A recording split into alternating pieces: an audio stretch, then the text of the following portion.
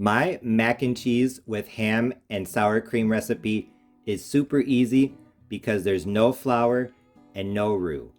Instead, this baked custard style macaroni and cheese casserole uses a custard of milk, egg, and sour cream. The sour cream adding not only creaminess but also flavor. I'm also going to add some smoked ham, which is adding not only flavor but also protein, elevating this recipe from a side dish to a full meal. I have everything ready to go, so you'll see just how quick and simple this recipe truly is. I have my 8x8 casserole dish that I already buttered, and I have already prepared my pasta. I am using 8 ounces of whole wheat elbows. What I did is I brought some salted water to a boil on high heat. Then I added the pasta and I boiled it for 10 minutes. Then I drained it, and once it had drained for a few minutes, I used the residual heat to melt 1 tablespoon of butter. You can see how it's shining. One very important tip with mac and cheese is that you do not want to overcook the pasta on the stovetop. It is going to continue cooking in the stove and you don't want it to turn out mushy. That's one of the reasons why I like to use whole wheat pasta for baked mac and cheese, because number one, it's harder to overcook, and number two, it has more nutrients, so it makes us feel a little bit healthier. You can't have mac and cheese without cheese. I am using 2 8-ounce blocks of cheese. Sharp cheddar, usually I do extra sharp, but I'm just using sharp today, and mild cheddar. You could use pre-shredded cheese, but grating it on a cheese grater on your own or putting it in the food processor is definitely the way to go. Like I said, this mac and cheese recipe has no flour and no roux because I'm going to make a custard that's going to bind everything together. I'm using 1 cup of evaporated milk, which is less than 1 can. In the United States, if you buy the cans of evaporated milk, that's usually 1.5 cups if I'm not mistaken. So I'm using less than 1 can, 1 cup. 1 egg, and I am replacing half of a cup of evaporated milk with half of a cup of sour cream, 120 grams. This is going to make it even creamier, and a little bit of extra tang is going to add a lot of flavor. Over there, I have a 1/4 cup or 60 grams of extra sour cream. I'll talk about that later. And of course, some extra spices. 1 teaspoon each of garlic powder, onion powder, and black pepper. So this mac and cheese is going to be full of flavor. And best of all, I am not going to dirty a lot of dishes. All I'm going to do is just layer everything in here. So the first thing I'm going to do, I'm just going to take some pasta, about 1/3, put it in the casserole dish. If it's not exactly 1/3, that's fine. This recipe is really forgiving. Take about 1/3 of the pasta, put it down. That actually might be more than 1/3.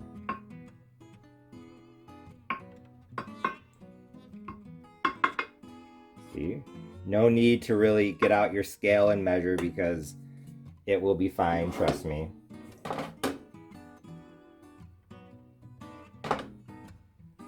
But I am a perfectionist. And now I'm going to add some of the cheese. I'm literally just going to sprinkle the cheese over the noodles. About 1/3 of the cheese now, 1/3 of the cheese later, or for the next layer. So just sprinkling it in.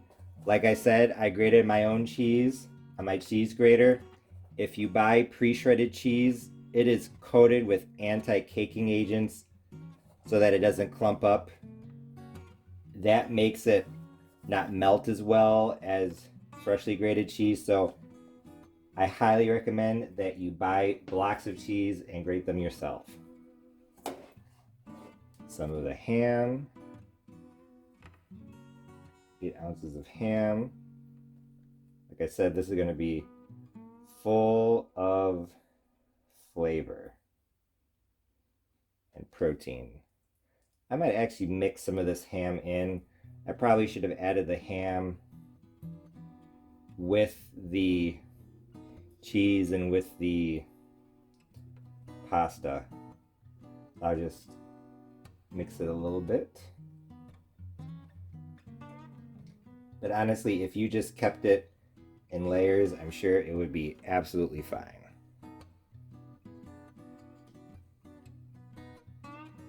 I want ham and cheese all throughout. Now for some of the spices. I'm going to mix together the spices really quickly.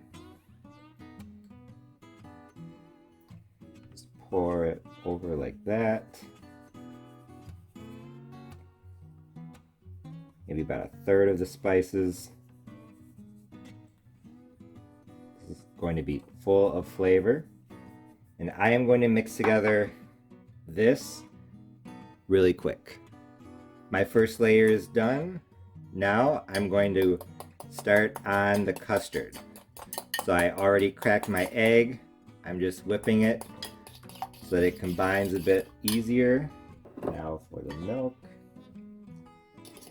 Now what I'm going to do is I'm literally just going to pour this sour cream and milk custard over the mac and cheese. If you do not do this after each layer, that is fine, because in the past I've forgotten and I've just poured everything over the top at the end and it's still been fine. Now I'm just going to pour maybe a third over.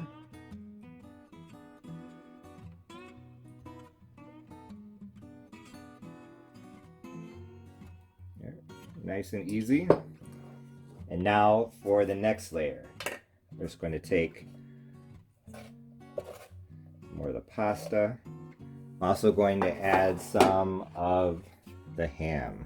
The cheese.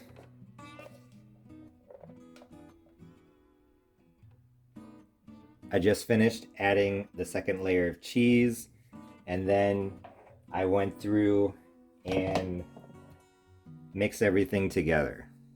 And now for the spices.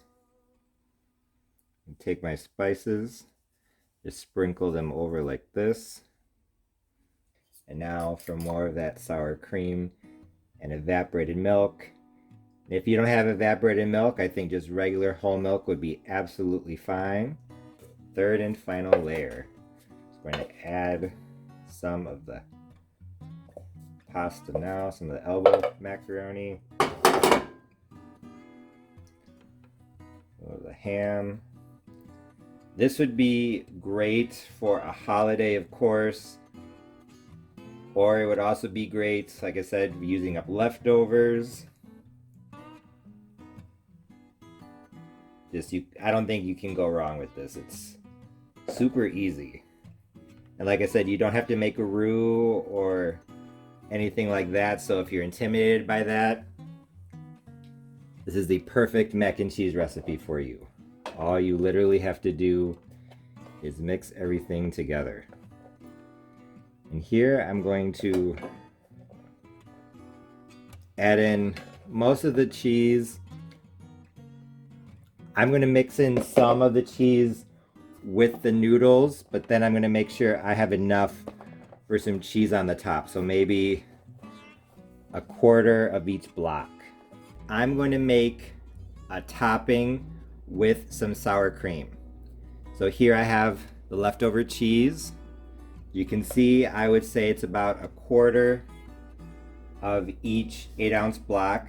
And here I have a quarter of a cup of sour cream. I'm going to add my leftover ham and some of my leftover spices. I'm just going to come over here, put my topping on top of the mac and cheese in dollops. Now I'm just taking my spoon and I'm spreading it out on top.